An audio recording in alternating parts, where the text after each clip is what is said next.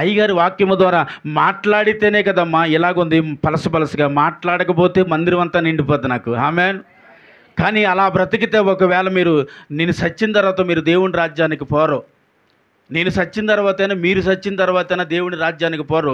అరే నీకు నమ్మకమైన పని అప్పగించాను, ఏం చేసావు, ఒక్క ఆత్మను నువ్వు తీసుకురాలేకపోయావరా అని దేవుడు లెక్క చెప్పాలి. కాబట్టి ఎంతమంది పలసగా 10 మంది ఉన్నా సరే నేను ఇలాగే ఉంటాను, నేను ఇలాగే గద్దిస్తే, నేను ఇలాగే మాట్లాడతాను. మొగమాటం లేకుండానే ఏం చేయమన్నాడు? దేనికి మొగమాటం పడక గద్దించి బోధించు. నాకు అదే దేవుడిచ్చాడు, అదే నా ప్రాణం పోయే వరకు ఉంటుంది. ఆమేన్. ఏమండి, ఇదే నా ప్రాణం పోయే వరకు ఉంటుంది. అయితే ఈ మాటకు ఎవరైతే విధేయులు అవుతారో వారు మాత్రమే నేను చచ్చిన తర్వాత నాతో పాటు దేవుని రాజ్యానికి వస్తారు. ఆమేన్. కాదు, అయ్యగారు మాటలు రాళ్ల వలె ఒకవేళ తగులుతున్నాయని అంటే రేపొద్దున నిప్పుల్లో పడక తప్పదు. నేనైతే ఈ బోధన ఎప్పుడు విడిచిపెట్టను. ఒకరోజు విడిచిపెడతానని నేను దేవుడి దగ్గర ఏడ్చానండి. ఇక్కడికి వచ్చి అమ్మగారితో చెప్పాను, ఇంక నా బోధన మార్చుకుంటున్నాను అన్నాను. ఎందుకో తెలుసా అండి, అందరూ వెళ్ళిపోయారు. జాయిస్ మేరీ గారి కుటుంబం, అబ్రహాం గారి కుటుంబం అందరూ వెళ్ళిపోయారండి. వాళ్ళిద్దరూ వీళ్ళ 5గురు 7గురే దేవుడి మందిరంలో ఉన్నారు. దేవుడి మందిరంలో ఉన్నప్పుడు నాయనా నువ్వు పిలిచిన తర్వాత నాకు సంఘాన్ని చూపించు. వేల సంఖ్యలో నేను సంఘాలు చూశాను, వేల సంఖ్యలో ఆత్మలు చూశాను. ఆ రోజు బోధించిన బోధన నేను చూశాను. ఏమైందా బోధ? నాకు కావాలి, నాకు సమాధానం కావాలని ఇదే సన్నిధిలో ఏడుస్తున్నానండి. ఇదే సన్నిధిలో ఏడుస్తూ దేవుడి మీద కోపగించి ఏమన్నా తెలుసా, ఈ రోజు నుంచి నా బోధన మార్చేసుకుంటున్నాను. ఈ రోజు నుంచి ఎలా నవ్వించాలో నేర్చుకుంటాను, ఎలా ఊపించాలో నేర్చుకుంటాను. ఒక్కొక్క మనిషిని ఎలా పొంగించి ఈ రోజు నుంచి ఎలా రాబట్టుకోవాలో నేను చేస్తాను. ఏంటి డబ్బులు ఎలా రాబట్టాలో, ఎలా సంపాదించాలో ఈ రోజు నుంచి నేను ఈ సన్నిధిలో చేయాలని అనుకుంటున్నాను. నువ్వేం చేస్తావో చేసుకో అన్నాను. ఇలాగే ప్రార్థన చేశానండి. ప్రార్థన చేసి ఇంకా నెక్స్ట్ వారమే స్టార్ట్ చేయాలి.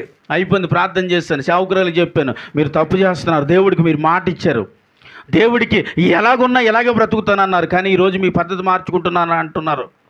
ఇది మంచిది కాదండి, దేవుడికి వ్యతిరేక అవుతారు మీరు. అందే మీరేమనుకున్నా సరే నేను ఇలాగే ఉంటాను, దేవుడు నాతో మాట్లాడాలి, నాకు సమాధానం కావాలి ఇప్పుడు అని ఏడుతూ నేను నెక్స్ట్ వారానికి ప్రిపేర్ అయ్యి ఆ నవ్వించు బోధ మొదలు పెడదామని ప్రయత్నం చేస్తున్నాను. కానీ ఏ మార్తము నాకు కావట్లేదు, నవ్వించలేకపోతున్నాను. ఏ మార్తము అంటే ఇప్పుడు నవ్విస్తున్నారు కదా అయ్యగారు, ఫ్యామిలీల కోసం చెప్తున్నారు, కుటుంబాల కోసం చెప్తున్నారు, కడుపు నవ్వుతున్నాం అంటే కాదు. అది చెప్పడం కాదండి. ఎన్నో పనికిరాని లోక సంబంధమైన దరిద్రం అంతా బోధిస్తూ ఎంతోమందిని నవ్వించేస్తూ, ఇగో వారు ఇది ఇచ్చారండి, వారు ఇది ఇచ్చారు, దేవుడు వారిని దీవించి వాడిని ఆశీర్వదించాలని వారు చెబుతూ ఉంటుంటే ఆ సంఘము ఉబ్బిపోయి ఈ వారం ఒకటి కొంటే రేపు వారం వచ్చేది మరొకటి కొంటూ వారు ఏం చేస్తున్నారు? వారి దగ్గర ఒకవేళ లేకపోయినా అప్పులు చేసి సంఘాలకి బాక్సులు కొనేసి అవి కొనేసి ఈ కొనేసేసి, ఎందుకని ప్రతి వారం వాయించేస్తూ ఉంటుంటే ఈ కుటుంబం ఇలాగని వాయించేస్తూ ఉంటే వాళ్ళకి వచ్చే ఆనందాన్ని బట్టి దేవుడి సన్నిధిలో ఇది ఇచ్చామండి అది ఇచ్చామని చెప్పుకోవడానికి ఎంతోమంది ఉన్నారు ఈరోజు. అయితే నేను అనుకున్నది ఒకటే, అసలు నేను ఈ ఉబ్బించే ఆలోచన ఎంత ప్రయత్నం చేసినా నాకు రావట్లేదు. బోధిస్తుంటేనే వెనకాల నుండి తిడుతున్నారు ఆయన. బోధిస్తుంటే నేను ఇప్పుడు మనకి బైబిల్లో బిలాం ఎంతమందికి తెలుసు చెప్పండి, చేతులు ఎత్తండి. బిలాం ఎంతమందికి తెలుసు? చాలామందికి తెలీదా? వింటున్నారు కదా సార్. బిలాము ఏం చేశాడో తెలుసా? దేవుని మాట వినకుండా ఆర్థికంగా బాగోవాలని కొన్ని ఆలోచనలతో ఆయన ప్రయాణం చేశాడు. అన్ని వాక్యం లోపల చెప్పేశాను, ఇప్పుడు అదంతా చెప్పను నేను. అయితే ఆయన ఇశ్రాయేలు ప్రజలను శపించడానికి వెళ్ళాడు. ఎందుకంటే ఆయన శపిస్తే శపింపబడతారు, దీవిస్తే దీవించబడతారు. కాబట్టి వారిని నా స్వాస్యపు ప్రజలు కాబట్టి వారిని నువ్వు దీవించాలన్నాడు. శపిందామని లేచి నిలబడతాడు బిలాము. బలిపీఠములు కట్టి లేచి నిలబడి ఇశ్రాయేలు ప్రజలను శపిస్తూ ఉండగా ఆశీర్వాదకరమైన వచనాలు బిలాము నోట నుంచి వస్తూ ఉన్నాయి. 7 బలిపీఠములు కట్టి 7 మార్లు ఒక కొండ మీద నుండి ఏం చేశాడు? ఆశీర్వదించాడు. పూర్తిగా ఆ రీతిగా ఒక్కొక్క కొండ మీద ఒకటి ప్రార్థన చేసి ప్రతి చోట ఇశ్రాయేలు ప్రజలను ఆశీర్వదించుకుంటూనే వెళ్ళిపోయాడు. తర్వాత బాలాక్ అంటాడు, నేను ఇది ఎందుకు తీసుకొచ్చావు? నువ్వు ఎందుకు వచ్చావు ఇక్కడికి? దేని నిమిత్తం వచ్చావు? ఇప్పుడు ఈ ప్రజలను నువ్వు పూర్తిగా ఆశీర్వదించుతావు కాబట్టి ఇంకా మేము ఏమైపోవాలి ఇప్పుడు? ఎందుకంటే వారి బలాన్ని చూసి బాలాకు భయపడ్డాడు కాబట్టి, శపిస్తే వారు బలహీనులు అవుతారు కాబట్టి ఆ రాజ్యం మీద వీరికి అధికారం ఉండకుండా వారికి రావాల్సింది కూడా వీరే సంపాదించుకుని ఇంకా వీరి స్థిరపడిపోవాలన్న ఆలోచనతో చేస్తే ఏం కాలేదుగా. బిలాం ఏం చేశాడండి?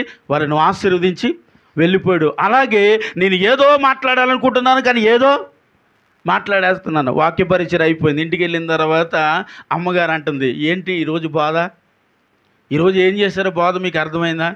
అదే నాకు అర్థం కావట్లేదు, నేను ఏదో చెప్పాలనుకున్నాను, ఏదో చెప్పాను అని మేము ఇద్దరం మాట్లాడుకున్నాం. మా మధ్యన ఆ రోజు అక్షయ కూడా ఉంది.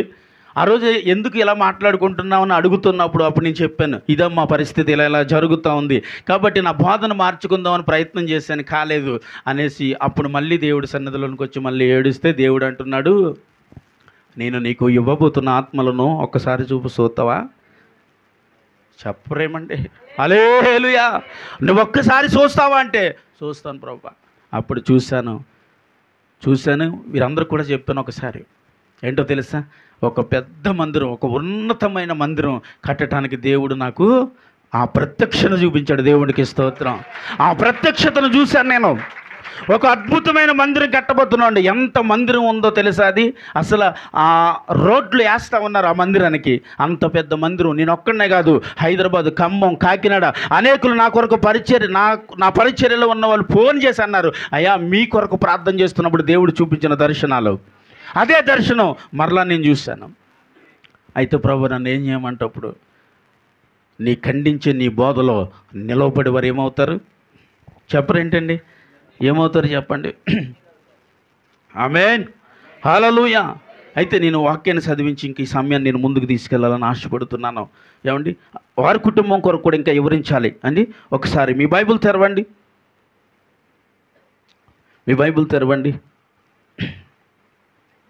కీర్తనలు 25, కీర్తన 25 11 నుండి ఒక్కసారి చదవండి. యెహోవా, ఏంటమ్మా? నా పాపము బహుఘోరమైనది, నీ నామమును బట్టి దానిని క్షమింపుము. యెహోవా యందు భయభక్తులు గలవాడెవడో వాడు కోరుకొనవలసిన మార్గమును ఆయన వారికి బోధించును. అతని ప్రాణము నెమ్మదిగా నుండును, అతని సంతానము భూమిని స్వతంత్రించుకును. యెహోవా మర్మము ఆయన యందు భయభక్తులు గల వారికి తెలిసి ఉన్నది. చప్పట్లు కొట్టేసన్నా మనం మహింపరచాలి. ఆయన మర్మము ఎవరికి తెలిసి ఉందండి? ఆయన యందు ఎవరైతే భయభక్తులు కలిగి ఉంటారో వారికే దేవుని మర్మములు తెలుస్తాయి.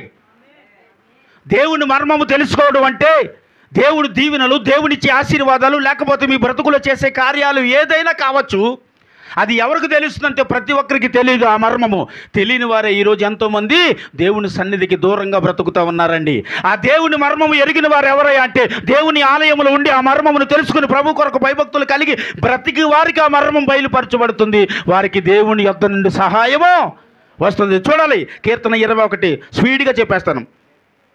కీర్తన 121 మొదటి వచనం, మొదటి 2 వచనాలు, పేజీ నెంబర్ 520. కొండల తట్టు నా కన్నులు ఎత్తుచున్నాను, నాకు సహాయం ఎక్కడి నుండి వచ్చును? యెహోవా యొద్ద నుండియే నాకు సహాయము కలుగును. ఆయన భూమిని ఆకాశమును సూచించువాడు. చప్పట్లు కొట్టేసాను, నామాన్ని మహింపరచాలి. సహాయం ఎక్కడి నుండి వస్తుంది మనకి చెప్పండి?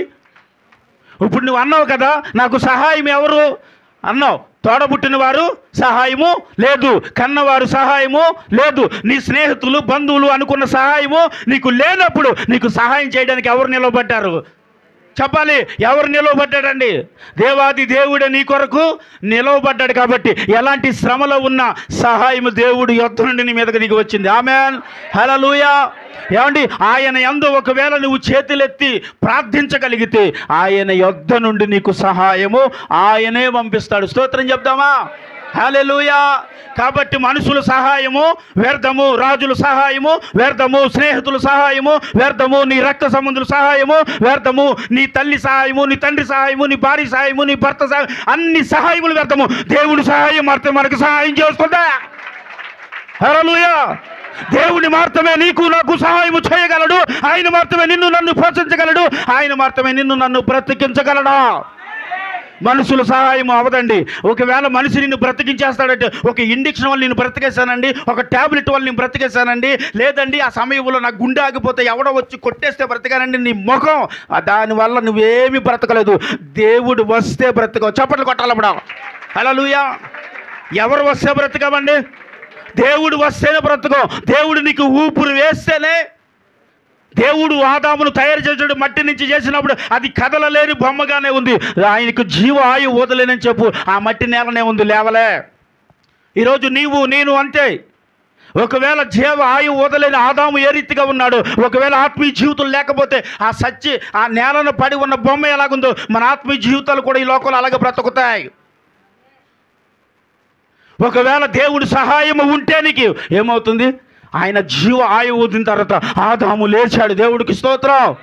ఈరోజు దేవుని వాక్యానుసారంగా నువ్వు బ్రతికితే ఏమండి, ఎప్పుడు మనం ఎలాగున్నట్లు?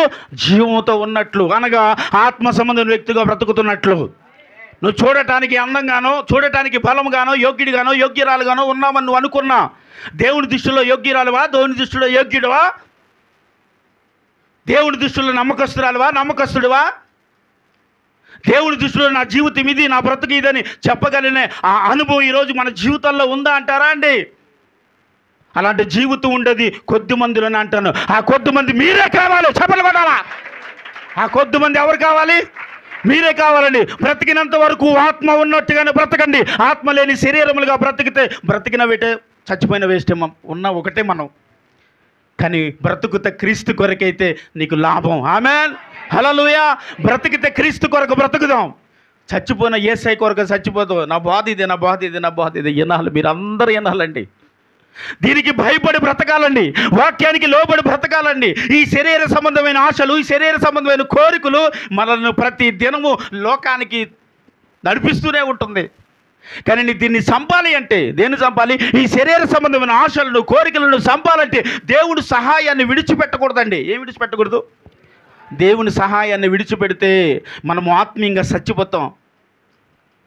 ఆత్మీయంగా చచ్చిపోతే దేవుని రాజ్యానికి సత్యక వెళ్ళం. చెప్పండి, సత్యన తర్వాత దేవుని రాజ్యానికి వెళ్ళము. ఆత్మపరంగా నువ్వు బ్రతికి ఉన్నప్పుడే సత్య దేవుని దగ్గరికి వెళ్తాం మనం. ఆమేన్. హల్లెలూయా. ఈ శరీరము మనలను దేవుని యొద్దకు పోకుండా ఎన్నో ప్రయోగాలు చేస్తుంది. ఎందుకంటే దీని కోరికలు అలాంటివి, దీని ఆశలు అలాంటివి. ఇది ఎంతో భయంకరమైన ఒత్తిడి ఒక మనిషిని ప్రతి దినము చేస్తూనే ఉంటుంది. హల్లెలూయా. కాబట్టి దేవుడు చేసేదేంటి? దేవుడి యొద్ద నుండి నీకు సహాయమును పంపిస్తాడట. ఆ సహాయం ఏమై ఉండాలి? అప్పులు తీరాలి, బాధలు తీరాలి, కష్టాలు తీరాలి, కన్నీళ్ళు తీరాలి. ఎప్పుడు ఇదే నీ బాధ, నీ భారము. నీ శరీరానికి సహాయం అడిగావా? దేవా, నా శరీరానికి నీ సహాయం కావాలి, ఇది నా ఆధీనంలో ఉండట్లే. నా మనసుకు నీ సహాయం కావాలి, ఈ మనసు నా ఆధీనంలో ఉండట్లే. నా తలాంతులకి నీ సహాయం కావాలి, ఈ తలాంతులు నీ ఆధీనంలో ఉండట్లే.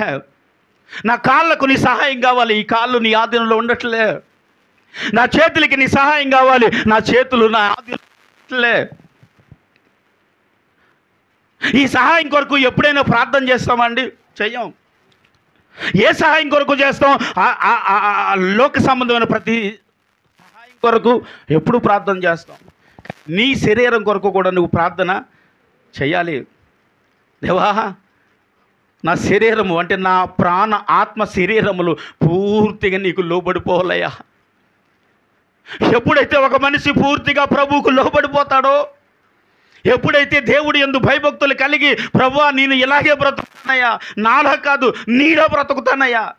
మనం అప్పుడప్పుడు అంటాం, నేను ఇలాగే బ్రతుకుతాను, నాలా బ్రతుకుతాను. వద్దు, నీలా బ్రతికితే, నీకు నచ్చినట్టు బ్రతికితే, ఈరోజు ఒక దినము, లేకపోతే 2 దినాలు లేకపోతే నువ్వు బ్రతికినంత వరకు సంతోషం అయితే, ఆ సంతోషం కోసం నిత్య జీవాన్ని కోల్పోవద్దు. ఆ సంతోషం కోసం, నీకున్న సంతోషం కోసం, నీ శరీర సంబంధమైన ఆశల కోసం, కోరికల కోసం దేవునితో ఉండే సహవాసాన్ని కోల్పోవద్దు. సంఘముతో ఉండే సహవాసాన్ని కోల్పోవద్దు. సేవకులతో ఉన్న సహవాసాన్ని కోల్పోవద్దు.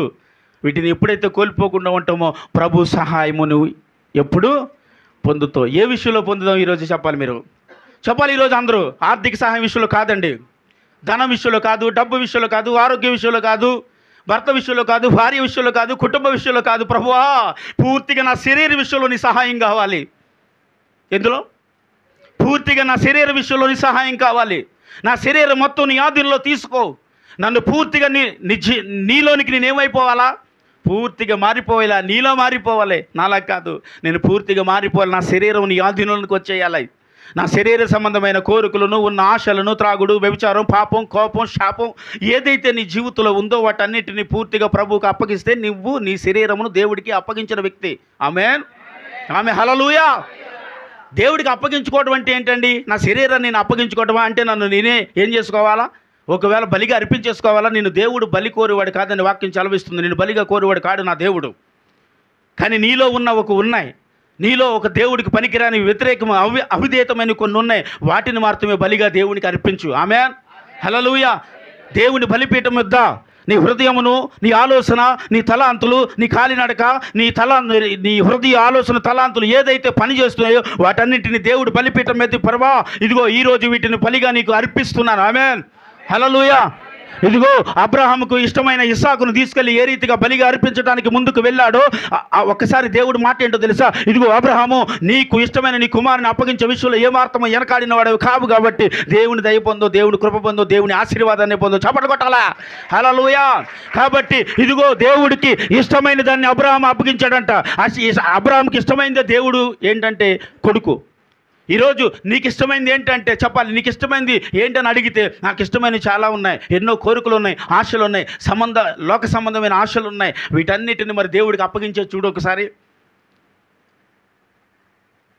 ఒకవేళ వీటన్నిటిని మనం అప్పగించేస్తే అబ్రహామును దేవుడు దీవించినట్లు అప్పుడు భౌతికంగా నిన్ను అన్ని విషయాల్లోనూ దీవిస్తాడు. చప్పట్లు కొడదామా? హల్లెలూయా. భౌతికమైన విషయంలో ప్రతి విషయంలోనూ దేవుడు మనల్ని ఏం చేస్తాడండి? ఎందుకు ఆశీర్వదిస్తాడంటే దేవుడికి ఇష్టమైనవి నువ్వు ఇచ్చేసావు. దేవుడికి ఇష్టమైనవి ఏంటి? నీలో ఉన్న తప్పులు, నీలో ఉన్న పొరపాట్లు, అవిధేయత, వ్యతిరేకత, పాపము, శాపములు ఇవే నీలో ఉన్నవి. దేవుడికి అవి దేవుడు అడుగుతాడు ముందు. వాటిని ఒకవేళ దేవుని బలిపీఠం మీద పెట్టి ఒకవేళ అప్పగించేస్తే ఏమవుతావండి? చెప్పాలి. దేవుని దృష్టిలో నీవు ఒక ఘనమైన వ్యక్తిగా నిన్ను దేవుడు కోరుకుంటాడు. ఆమెను చెప్పాలి. ఆ ఘనమైన వ్యక్తికి దేవుడు ఘనమైన కార్యాలు దినదినమును, ఎప్పుడును, ఎల్లప్పుడూ, సదాకాలమును ప్రభు తోడుగా ఉండి ఆయన కొండల తట్టు చేతులెత్తి ప్రార్థిస్తే నీకు సహాయము సమృద్ధిగా దిగి వస్తుంది. చప్పట్లు కొట్టాలే. హల్లెలూయా. ఎక్కడి నుండి సహాయం వస్తుంది? ఎక్కడి నుండి సహాయం వస్తుందండి? దేవుని యొద్ద నుండి మనకి సహాయము వస్తుందని వాక్యము సెలవిస్తూ ఉంది. ప్రతి మాటను ఇదిగో మనం చూడాలి. ఇప్పుడు చూడండి, ప్రతి ఒక్కరు మీ బైబిల్ తెరిచి ఉన్నారు కదా. కీర్తన 102 తీయండి. కీర్తన 102 17 చదవండి ఒకసారి. కీర్తన 102. ఆయన దిక్కులేని దరిద్రుల ప్రార్థన నిరాకరింపక వారి ప్రార్థన వైపు తిరిగి ఉన్నాడు. చెప్పండి. హల్లెలూయా. ఎవరి వైపు ఉన్నాడు చెప్పండి? ఆయన ధనవంతుల వైపు, వారు చేసిన ప్రార్థన వైపు తిరిగి ఉన్నాడా?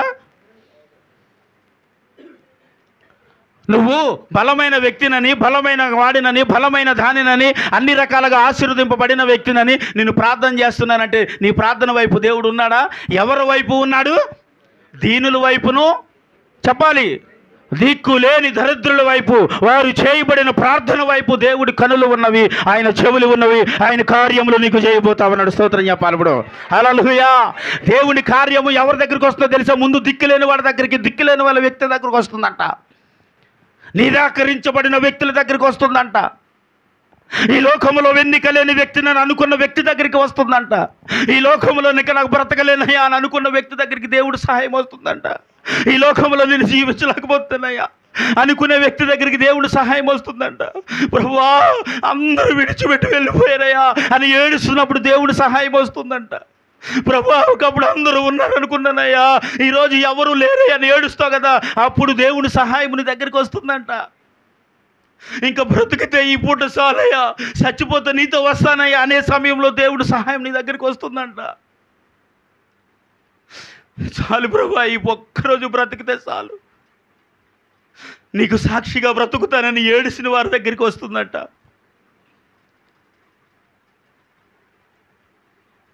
ఎలాంటి సమయంలోనండి చెప్పాలి? ఎలాంటి సమయంలో ప్రార్థన మన దగ్గరికి వస్తుంది? ఎలాంటి వారి దగ్గరికి?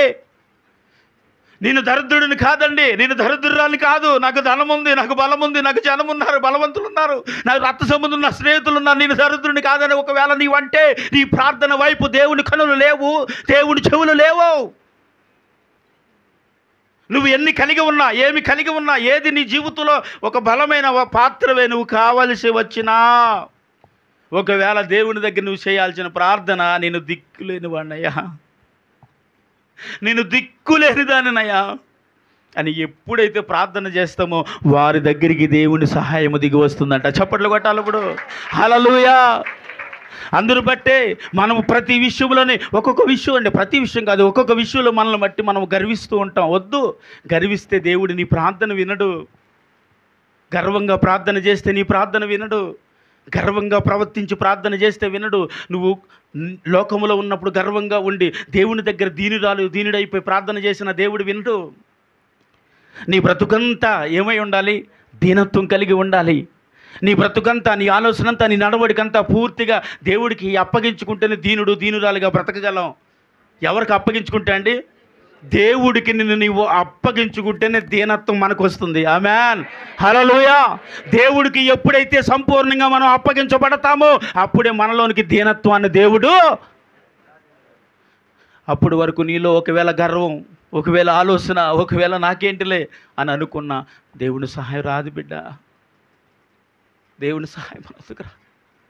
మనుషులు సహాయం కోరొద్దండి. మనుషులు సహాయం వ్యర్థం.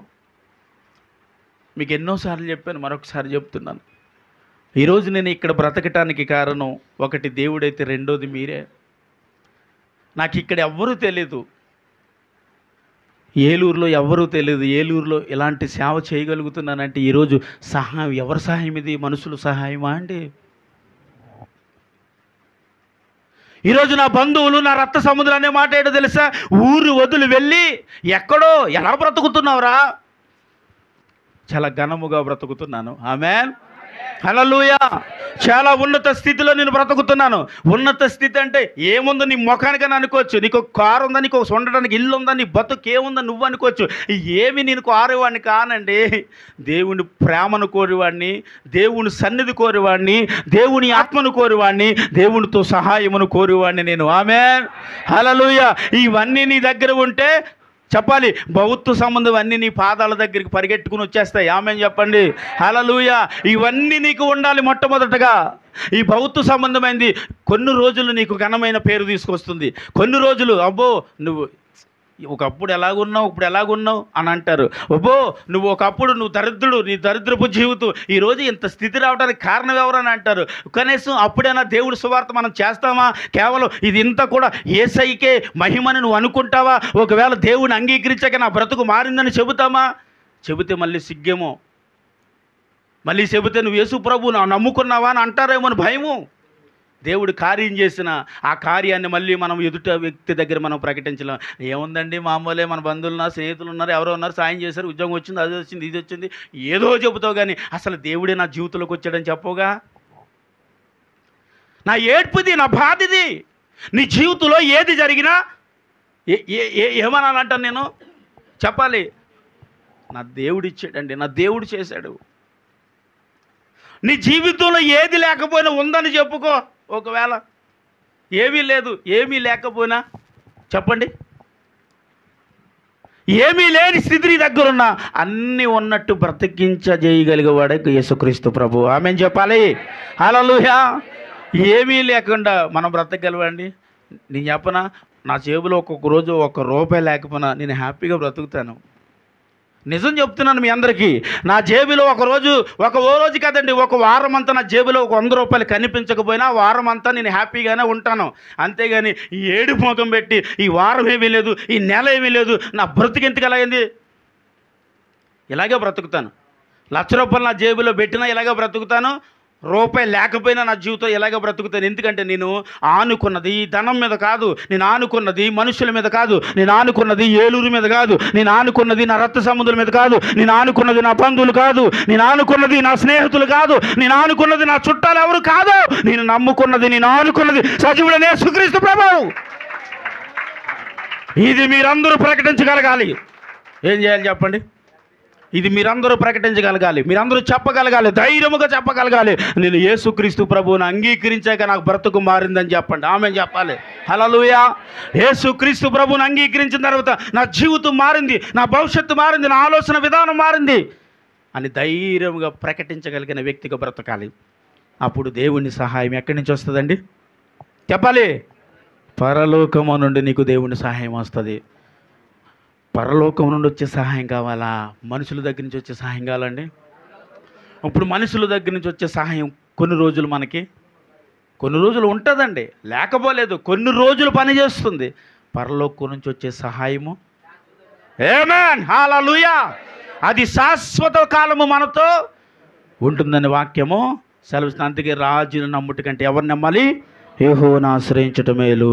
మనుషులు నమ్ముట కంటే యెహోవాను ఆశ్రయించటం మేలు. ముందే ఆయన అంటున్నమాట. వీరెవరిని ఆశ్రయించొద్దు, ఎవరిని ఆశ్రయించాలి? ఇప్పుడు నేను అడుగుతున్నాను, ఎలా బ్రతకాలనుకుంటున్నాం? ఇంకా ఆశపడదామా? నాకు అది కావాలి, నాకు ఇది కావాలి, ఇంకా అడుగుదామా?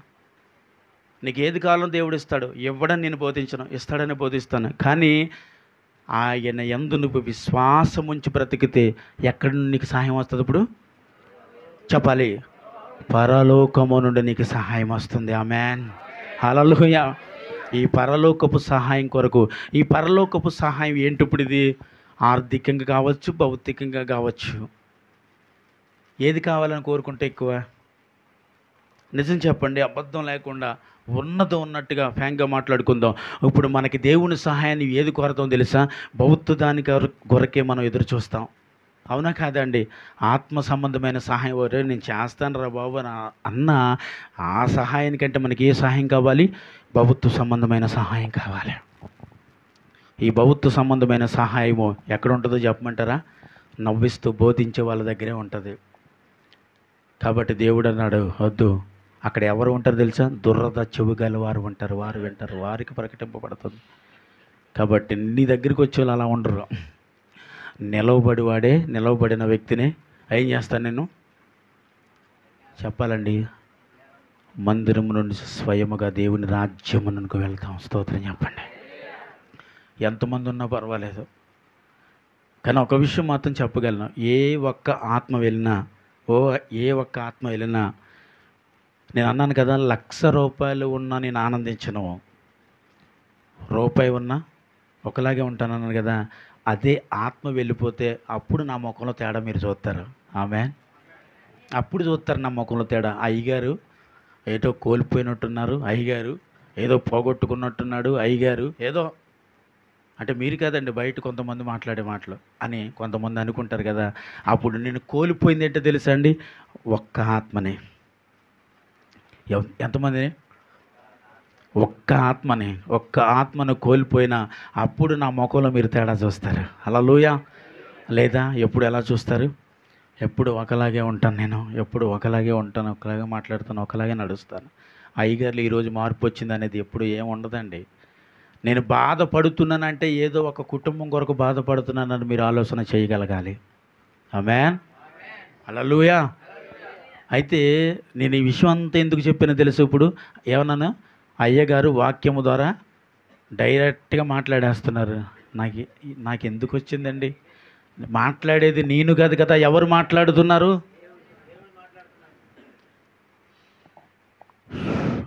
నాగరాజు గారు,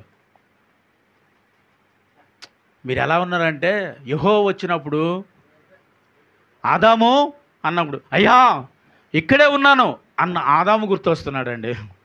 సారీ సార్, నాకు అందుకే ఎదురుగుంటూ ఉంటేనే నేను చక్కగా వాక్యాన్ని చెప్పగలను. నేను ఇసాక్ గారి ఇంటికి ప్రార్థన పెట్టినప్పుడు అసలు నేను వాక్యాన్ని చెప్పలేకపోయింది తెలుసా అండి. అందరూ ఎక్కడెక్కడ కూర్చొని మెట్ల మీద కూర్చొని అక్కడ కూర్చొని ఇక్కడ కూర్చొని వాక్యాన్ని ఏంటంటే నేను సూటిగా వాక్యం నాకు అందరు కనిపించాలా, నా ఎదురుగుంటూ ఉండాలి, ఉంటేనే వాక్యాన్ని. అందుకే గోళ్ళని పడగొట్టించేసాను. ఈ తమ్మ ఒకటి ఉంది, పడగొట్టిందామంటే అవుతలేదు, పడగొడితే ఇది కూలిపోద్ది అంటున్నారు. కాబట్టి ఈ తమ్మను ఒకటి ఉంచాను, కాబట్టి అందుకే ఇలా వస్తున్నాను. స్తోత్రం చెప్పాలండి. హల్లెలూయా. నా ఎదురుగా ఉండి నిలవబడితే కూర్చుని ఉంటే నేను సూటిగా, నేను ఇసాక్ గారు మాట అన్నారు, ఏమయ్యా ఆదివారం నాడు అది ఏంటండి అలా చేశారు రాలేదంటే, ఎందుకు సార్ వస్తాం, ఇసాక్ గారు సూత్రం చెప్పండి అంటే చేతులు ఎత్తలకు రావాలి. అన్నారు. ఏమంటే నేను ఆదివారం ఎవరైనా పడుకున్నావా? ఎందుకని? ఏమన్నా మొఖం దేవుడి అభిషేకం ఎలా దిగి వచ్చింది? ఆదాము గారిని చూస్తే ఆశ్చర్యపోయి ఆ అభిషేకము మందిరం అంతా వచ్చింది. ఆమె చెప్పాలి హల్లెలూయా. ఎవరికి నిద్ర లేదు, అందుకే ఎంత నిద్రపోని ఇలా ఉంటాను నేను. ఆమె చెప్పాలి. నా సౌందర్య రహస్యం ఏంటో తెలుసా? ఏమంటే ఊరుకోండి సార్ అమ్మా. దేవుని సన్నిధి మన మీద ప్రకాశిస్తుంది కాబట్టి మనలో ఉండే ప్రకాశమైన ఆ వెలుగు ప్రభుదే. ఆమేన్ హల్లెలూయా. ఈ ప్రకాశమైన వెలుగు నిన్న ఆదివారం మీరు కోల్పోయారు సార్. తప్పుగా అంటే మన్నించాలి. హల్లెలూయా. ఏమండి? కాబట్టి ఏమో దేవుడి సన్నిధిలో ఏ రోజు ఏది జరుగుతుందో తెలీదు. బుధవారం ఆమె వచ్చింది కాబట్టి ఆ రోజు దేవుడు ఏం చేశాడు ఆమె జీవితంలో? ఈ ఆసక్తితోటి మందిరానికి పోతాం మనం. ఆమె చెప్పాలి. ఎందుకంటే ఇది నా భార్య నేర్పించింది నాకు. ప్రతి వారం వెళ్ళని అవసరం లేదే. ప్రతి వారం వెళ్తే ఎక్కడి నుంచి వస్తే ఒక వారం విడిచి వారం వెళ్తే కొద్ది ఆర్థికంగా బాగుంటాం. అన్ని దేవుడి మీద ఆధారపడిపోయి పెవ అని ప్రార్థన చేసేస్తే ఎక్కడి నుంచి రాలిపోతే తను మనం చేసేది మనం చేయాలి. కాబట్టి వారం విడిచి వారం వెళ్దామని ఇవ్వండి నేను. అరే బాబు నువ్వు తప్పు చేద్దాం చెప్తూనే ఉంటుంది పాపం. అలా చెప్తూ ఉన్నాం వల్ల ఇంకెలా ఉన్నాండి. అయితే ఇలాంటి తప్పులు నా జీవితంలోనికి వచ్చేటప్పుడు ఈ వారం ఏం జరిగిందని ఆసక్తి నాలో ఉండేది కాదు. ఆ రోజు సాక్ష్యాలు ఇస్తూ మొన్న వారం చాలా అద్భుతం జరిగిందండి. నా ఇంట్లో ఇది జరిగిందండి, నా కొడుకు అది జరిగిందండి, నా కూతురికి ఇది జరిగిందండి, నా జీవితంలో ఇది జరిగిందని సాక్ష్యం చెబుతూ ఉంటుంటే అసలు ఏమైంది మొన్న వారం అంటే బలమైన ఆరాధన అండి, దేవుడు దిగొచ్చాడండి, అందరిని ముట్టాడండి అంటే అర్రే ఇలాంటి అభిషేకాన్ని నేను కోల్పోయినా అని కొన్ని రోజులు ఏడుస్తూ మొదలుపెట్టాను. ఏడుస్తూ మొదలు పెడతాం అంటే దానికి అర్థం ఏంటంటే దేవుని అభిషేకం మన మీదకి వస్తే ఏడుపు వస్తుంది, లేకపోతే రాదు. ఆ రోజు నా మీదకి దేవుడి అభిషేకం వచ్చినప్పుడు అనిపించింది అరే ఇంత అభిషేకాన్ని ఇంత ఆత్మ సంబంధమైన కార్యాన్ని నేను కోల్పోయినాను ఏడుస్తున్నప్పుడు వచ్చింది. అప్పుడు నేను ఏ ప్రార్థన మిస్ అయ్యేవాడిని కాదండి. ప్రతి ప్రార్థనకి వెళ్ళిపోయేవాడిని. ఏమో ప్రభా నువ్వు మాట్లాడేటి ఒక మాట నాకు తగులుతుందేమో అని ఏం చేసేవాడిని, చేతులు పట్టుకుని కూర్చుండేవాడిని దేవుడి మందిరంలో. ఇక్కడ నిలబడి ఈరోజు బోధిస్తున్నాను. ఒకప్పుడు అక్కడ కూర్చున్న వ్యక్తిని నేను. కొన్ని రోజుల పాటు ఆ స్థలంలో కూర్చున్నాను. కొన్ని రోజుల పాటు అనేటి అంటే స్వయంగా చెప్తాను 2 సంవత్సరాలు కూర్చున్నాను అక్కడ. ఆమె చెప్పాలి హల్లెలూయా. 2 సంవత్సరాలు అక్కడ కూర్చున్నాను. అక్కడి నుంచి ఇక్కడే 10 సంవత్సరాల పాటు నుంచి ఇక్కడే నిలబడ్డాను. దేవునికి స్తోత్రం హల్లెలూయా. అతి తక్కువ సమయం అక్కడ నిలవబెట్టాడు. అతి తక్కువ సమయంలో అక్కడ నిలవబెట్టినప్పుడు నా జీవితాన్ని నేను సరి చేసుకోవడం మొదలుపెట్టాను కాబట్టి ఇక్కడికి నడిపించాడండి. ఆమేన్. అంటే అక్కడ కూర్చున్న మనందరం ఏం చేయాలి? సరి చేసుకోవాలి. ఒకవేళ సరి చేయబడితే ఇక్కడికి వస్తాం, చప్పటి కొట్టాలి. ఇంక అందరూ అక్కడే కూర్చుండిపోతారా? ఎందుకంటే కోత విస్తారము పనివారు కొద్దిగానే ఉన్నారండి, కొద్దువుగా ఉన్నారు. పని చేసేవారు లేరు. దేవుడు పని చేసేవారు కావాలి. ఎక్కడి నుంచి వస్తారు? ఎప్పుడు అక్కడే కూర్చుంటే. ఎప్పుడు ఇక్కడే ఎందుకు కూర్చుంటున్నామండి? దేవుని పిలుపు లేక. ఇక్కడ ఎందుకు కూర్చుంటున్నామని దేవుడి పనిలో నమ్మకంగా వెళ్ళలేక. ఎప్పుడు ఇక్కడ ఎందుకు కూర్చుంటున్నామని కనీసం దేవుడి పని అది చిన్నదైనప్పటికీ బాధ్యత కలిగి నేను చేస్తే ఆ బాధ్యత అయిన పని ఒకవేళ నేను చేయగలిగితే నమ్మకమైన పని ఈ పని అప్పగిస్తాడని దేవుడికి స్తోత్రం చెప్పాలి. హల్లెలూయా. ఆ నమ్మకమైన పని ఏదైనా సరే నువ్వు దేవుడి మందిరంలో చెయ్యటం మొదలుపెట్టు. చెయ్యటం మొదలు పెడితే చెప్పండి అన్నిటికంటే ఘనమైన పని ఏంటి? ఇదే. దేవునికి స్తోత్రం హల్లెలూయా. నిజం. తర్వాత అన్నిటికంటే ఘనమైనది ఇంకొకటి ఉంది. ఏంటి చెప్పండి? దేవుని పరిచయంలో 2 ఉన్నాయి.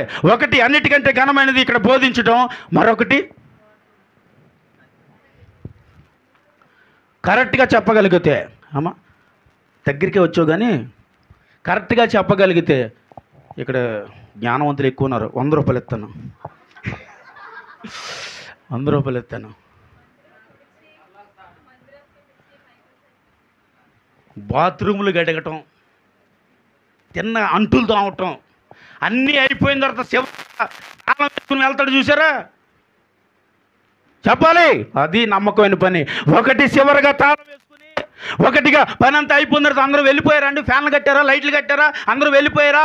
ఇంక ఇక్కడ ఏమీ లేదు కదా పరిచర్య అంతా. మళ్ళీ వచ్చే వారం వరకు మళ్ళీ మనం ఈ తలుపు తీయమని తాళం వేసి వెళ్తాడు చూడు, వాడికి ఉంటుంది నమ్మకత్వం. ఇప్పుడు అలానని రేపు వారం అందరూ ఉండిపోయి ఒక్క తాళాన్ని వేశారు కాక దేవునికి స్తోత్రం. ఇంతమంది వేయటానికి ఆ తాళం ఇంత ఉంది. పొడిగంటి తాళం కప్పు చేపిస్తాను రేపు. అందరూ దాన్ని పట్టుకోండి. చివరేమో నేను ఉంటాను, ఇలా తిప్పుతాను. మొత్తం అందరం తిప్పుతాము. దేవుడు రెండో పరిచయం ఇక్కడ ఇస్తాడు మీకు. దేవునికి స్తోత్రం చెప్పాలి. హల్లెలూయా. కాబట్టి దేవుడు పనిలో నమ్మకమైంది మొదటిది అయితే, రెండోది హీనమైనదే. దేవుని సన్నిధిలో ఏదైతే నువ్వు హీనమైందని అనుకున్నావో అదే దేవుడి విషయంలో అది ఘనమైనది. కాబట్టి అక్కడ నువ్వు వాడబడితే ఇక్కడ నువ్వు వాడబడతావు. చెప్పండి బట్ట. హల్లెలూయా. అక్కడ నువ్వు వాడబడితే ఇక్కడ నువ్వు, అక్కడ నువ్వు నిలవబడితే ఇక్కడ నీవు, అక్కడ నువ్వు బ్రతికితే ఇక్కడ నువ్వు బ్రతికిస్తావు. ఆమేన్ చెప్పాలి. ఇది బ్రతికించే స్థలము. ఏంటి చెప్పండి? బ్రతికించే స్థలం ఇది. అంటే ఏంటి? దేవుడు వాక్యమును పంపు స్థలం ఇది.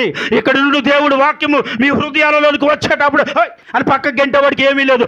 అని అందుకున్నవాడు జీవితూరు, అందుకున్నవాడు బ్రతుకులు మారతాయండి. చేపలు కట్టాలి. హల్లెలూయా. ఏం చేయాలండి? దేవుడు వాక్యం వచ్చేటప్పుడు దేనితో? ఆమేన్. దేనితోటండి? హృదయముతో క్యాచ్ చేయాలి. అలాగని చాకులు తెచ్చి కోసేసుకుని ఇలా అన్నారు కాక. దేవునికి స్తోత్రం. కనబడుతుంది. హల్లెలూయా. ఏం చేయాలి? హృదయముతో దేవుని వాక్యమును నింపేసుకోవాలి. ఎక్కడి వరకు నింపేసుకోవాలంటే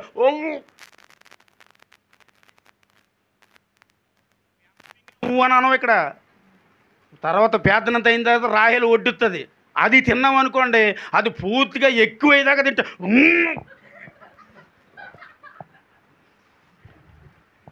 అంటాం. వాక్యాన్ని ఇదే రీతిగా ఇక్కడ నిలబడి నేను తెల్లవారులు బోధించగలిగిన అభిషేకం నాకు ఉందా? ఆమె చెప్పండి. ఇక్కడ తెల్లవారులు ఆగకుండా బోధించగలిగిన అభిషేకం దేవుడు నాకు ఇచ్చాడు. నేను బోధించగలను. ఎంత బోధిస్తున్నా, ఎంత వింటున్నా మీరు అనే ఆలోచన రాకుండా వినగలరు. కొంతమందికి వస్తుందండి అనేది. ఏటో తెలుసా? అమ్మా బయటికి వెళ్ళిపోయండి, కాసేపు అటు తిరిగి, కాసేపు ఇటు తిరిగి, కాసేపు ఫోన్ చేసి ఎంతసేపు బోధించాడు చూసుకొని, కాసేపు అటు ఇటు తిరిగి వాక్ చేసి వచ్చి మళ్ళీ కూర్చుంటాడు. ఇంకా బోధిస్తాడు. ఇంకా లేక ఏం చేస్తాం? అప్పుడే వాడు అన్నట్లు లెక్క అనమాట. అంటే వాక్యాన్ని బోధిస్తున్నప్పుడు యేసుక్రీస్తు ప్రభు వాక్యాన్ని బోధించడు. ఎన్ని రోజులు బోధించారు చెప్పండి? కొండ మీద ఎన్ని రోజులు బోధించారో? 3 రోజులు. 3 రోజుల యేసుక్రీస్తు ప్రభు ప్రసంగం మొదలు పెడితే 3 రోజులండి కూర్చున్నాడు, కదలకుండా విన్నాడంట. 3 గంటలు కూర్చోడానికి పైకి లేస్తారు, కుర్చీలో కూర్చుంటారు, కింద కూర్చుంటారు, పైకి లేస్తారు, కుర్చీలోకి వస్తారు. మరి 3 రోజులు ఏం చేస్తున్నారండి మీరు? కూర్చున్న స్థలం నుంచి లేవకుండా దేవుడి వాక్యాన్ని బోధిస్తుంటే యేసుక్రీస్తు ప్రభు గారు లేవలేదు. 3 రోజులు అయిపోయిందంట. 3 రోజులు అయిపోయిన తర్వాత వీళ్ళందరూ లేచి ఇప్పుడు వెళ్తాం. 3 రోజులు అది ఏడు తెలిసి ఉపవాస ప్రార్థన. దేవునికి స్తోత్రం. హల్లెలూయా. 3 రోజులు ఉపవాస ప్రార్థన కొండ మీద జరిగించేసారు యేసుక్రీస్తు ప్రభు. అయిపోయింది. వీళ్ళందరూ లేచి అంటున్నారు. వీళ్ళు అనేటప్పుడు ఏమన్నారు? బాబు వీరందరికీ మంచి విందు ఏర్పాటు చేయండి అన్నారు. అప్పుడు దేవుడు వీరందరికీ విందు ఏర్పాటు చేయండి, మాట్లాడండి, పోలు తనం ఖర్చు అయిపోద్ది, ఏముందని పెట్టేస్తా, కౌరులు చెప్పేస్తాడు. పాటగారి దగ్గర ఏముండదు, మళ్ళీ మా దగ్గర గుంజేయటమే. దయచేసి వచ్చి మరి జనవరి 1 ఉందండి, మరి భోజనాల కార్యక్రమం ఉందండి, మరి ప్రతి ఒక్కరు గుప్పెళ్ళు ఇప్పాలండి అన్నాడు కదా. మై కట్టుకుని నువ్వు వడ్డించేది ఎవరో, వండేది ఎవరో, చేసేది ఎవరో, ధనం ఇచ్చేది ఎవరో అన్నారు. ఇక్కడ ఉన్నవాళ్ళు కొంతమంది అన్నారమ్మా లేదా? ఇంతమంది ఎలా పెట్టేస్తాం ఆహారం అని అన్నారా? చెప్పబెట్టమ్మా 14 సార్లు బైబిల్ చదువు అనవా? హల్లెలూయా. నేనే తిరుగుతాను, కెమెరా చెప్పకండి, స్తోత్రం చెప్పాలి. అయ్యి బాబోయ్ చాలా టైం అయిపోయింది. హల్లెలూయా. ఏమండి యేసుక్రీస్తు ప్రభువుని అంటున్నారు, ఇంతమందికి ఆహారం ఎలా పెడతాం అని అంటే యేసుక్రీస్తు ప్రభు బాబు మీ దగ్గర ఏముందో చెప్పొచ్చని. ఏముందో చూపించండి. ఆత్మీయంగా అర్థం చేసుకోండి. ఏముందో చూపించండి అంటే ఏం చూపించారు ఇక్కడ? దేవుడు మీకు నోరులు ఇచ్చాడమ్మా, స్వరం ఎత్తండి. 5 రొట్టెలు 2 చేపలు ఉన్నాయని ఇవ్వగానే అందరికీ భోజనాలు వచ్చేసి కూర్చోబెట్టి బంతులుగా కూర్చోబెట్టి అన్నాడు యేసుక్రీస్తు ప్రభు. అందరినీ కూర్చోబెట్టేసిన తర్వాత వాటిని ఆకాశము తొట్టి ప్రార్థన చేయగానే అందరికీ పంచిపెట్టేస్తే ఎన్ని గంపలు మిగిలినాయి? 12 గంపలు మిగిలినాయి అంట. స్తోత్రం చెప్పాలి. ఇప్పుడు దానికి అర్థం ఏంటో తెలుసా? అయ్యా జనవరి పట్టుకు భోజనాలు ఉన్నాయి, అవి ఉన్నాయి, పాట మైకెట్టుకుని అరుతాడు కదా. అప్పుడు మీ దగ్గర ఉన్నది మాత్రం తెరిస్తే దేవుడు మిమ్మల్ని 12 గంపలుగా దీవించినట్టుగా దీవిస్తాడు. స్తోత్రం చెప్పాలి. హల్లెలూయా. అబ్బో ఈ వాక్యం ఎందుకు చెప్పారు? ఇప్పుడు అర్థమైంది. అయ్య గారు ఇంకొక 5 రోజులు పోతే ఏముంది? మరి నిజంగా చెప్పాలంటే అసలు నా ఆలోచన కాదండి బాబు, ఇది దేవుడి ఆలోచన. దేవుడికి స్తోత్రం.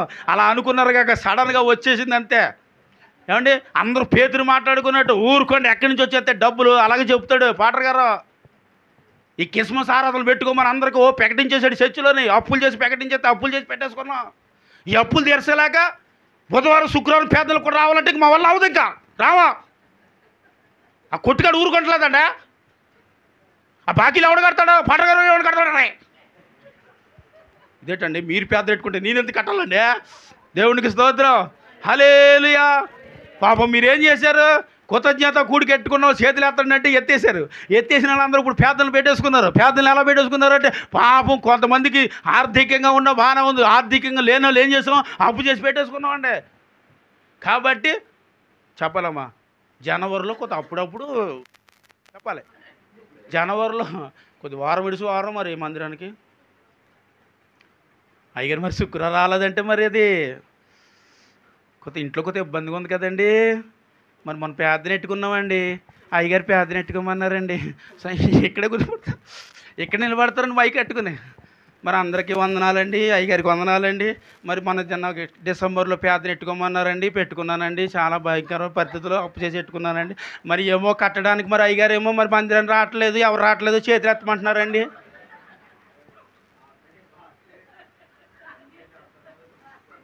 దేవునికి స్తోత్రం. ఏం పర్లేదండి, ఏం పర్లేదు. ఏమండి ఎవరు ఎత్తమంటే మరి ఎత్తనకి మరి సిగ్గేస్తుందండి. మరి ఎందుకంటే మరి నేను ఈ వారం కూడా రాలేదండి, మా ఈ నెల అంతా కలిపి ఒక్క వారం వచ్చానండి దేవుడి మందిరానికి. మరి ఈరోజు దేవుడు నాతో మాట్లాడాడండి. దేవునికి స్తోత్రం, హల్లెలూయా. దేవుడు నాతో మాట్లాడు కాబట్టి ఇలా ఉండకూడదని చెప్తున్నాను. జనవరి 1 ఇంకెన్ని రోజులు ఉందండి మనకి? 5 రోజులు. చెయ్యి లేపటానికి దమ్ము ఉండాలండి. ముందు లేపరా అది.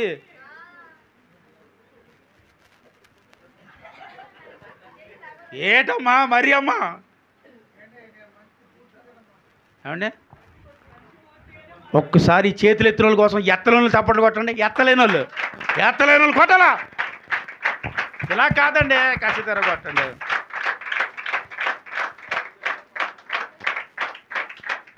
నలభై రోజులు ప్రార్థనలో తల్లి కోల్పోయిన కుటుంబాలు సంపాదించుకున్నాను.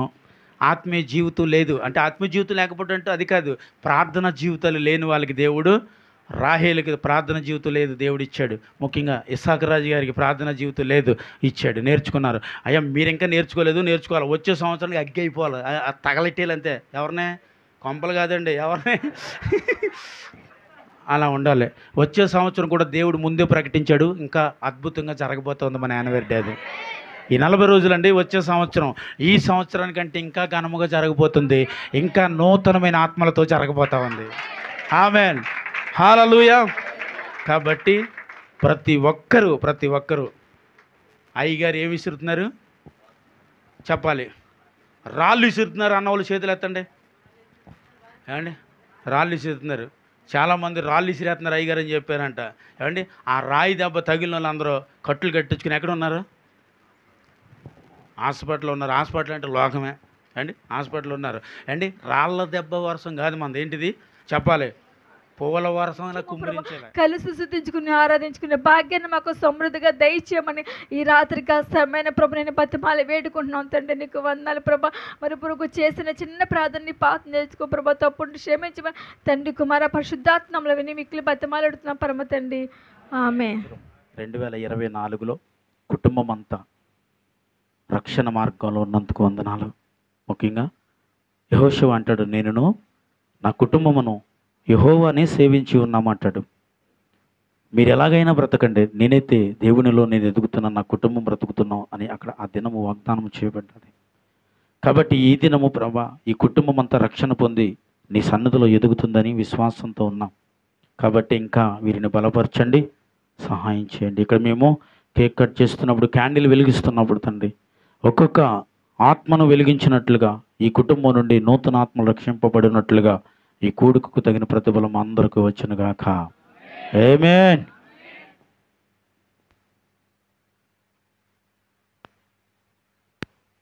నేను క్యాండిల్ వెలిగిస్తున్నాను, నా నుండి ఒక్కొక్కరికి క్యాండిల్ వెలిగించు దేవుని కృపను అనుగ్రహించినప్పుడు మీరందరూ ఒక్కొక్కరిగా ఒక్కొక్క ఆత్మను రక్షించినట్లుగా.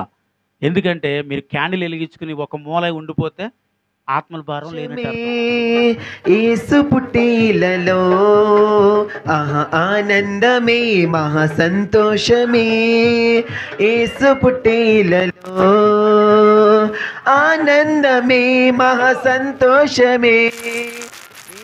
పుట్టేలలో ఆనందమే మహా సంతోషమే.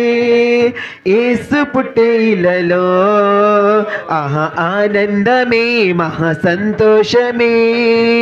యేసు పుట్టేలలో ఆనందమే మహా సంతోషమే. యేసు పుట్టేలలో యెషయా ప్రవచనము నేడు రుజువాయే. జన్మించే కుమారుండు కన్య గర్భమందున. యెషయా ప్రవచనము నేడు రుజువాయే. జన్మించే కుమారుండు తండ్రి గర్భమందున.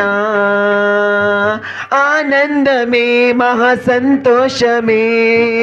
యేసు పుట్టిలలో ఆనందమే మహా సంతోషమే. యేసు పుట్టిలలో ఆనందమే మహా సంతోషమే. యేసు పుట్టిలలో ఆనందమే మహా సంతోషమే. యేసు పుట్టిలలో యేసు క్రీస్తు చరిత మేము చెబుతాము. యేసు క్రీస్తు చరిత మేము చెబుతాము. ఆకాశమంతా పట్టానుడు బాలునిగా పుట్టినాడు. నిన్ను నన్ను చేరగా వచ్చే యేసునాథుడు. రండి రండి రండి సందడి చేద్దాం రండి. రండి రండి రండి పండుగ చేద్దాం రండి. రండి రండి రండి సందడి చేద్దాం రండి. రండి రండి రండి యేసయ్య పుట్టాడండి.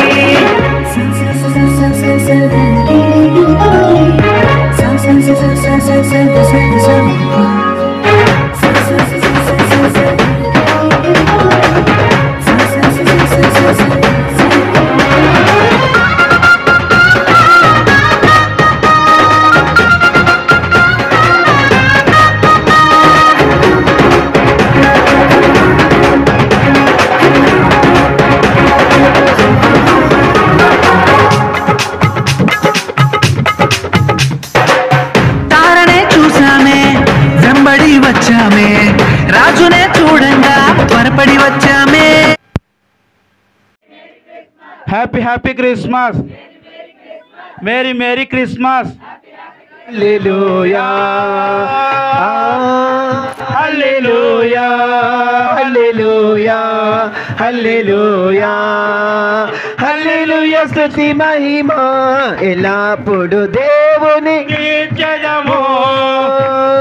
హల్లెలూయా స్తుతి మహిమ ఎల్లప్పుడు దేవుని. ఆకాశము నుండి మన్నాను దేవుని స్తుతి చేదము. ఆకాశము నుండి మన్నాను పంపిన దేవుని స్తుతి చేదము. అలసాంద్రములను దాటించిన ఆ యెహోవాను స్తుతించెదము. అలసాంద్రములను దాటించిన ఆ యెహోవాను స్తుతించెదము. హల్లెలూయా మహిమ ఎల్లప్పుడు దేవునికి చెదము. హల్లెలూయా ఎల్లప్పుడు దేవునికి చెదము. హల్లెలూయా hallelujah hallelujah hallelujah hallelujah hallelujah hallelujah. స్తుతి మహిమ ఎల్లప్పుడు దేవునికి చెదము.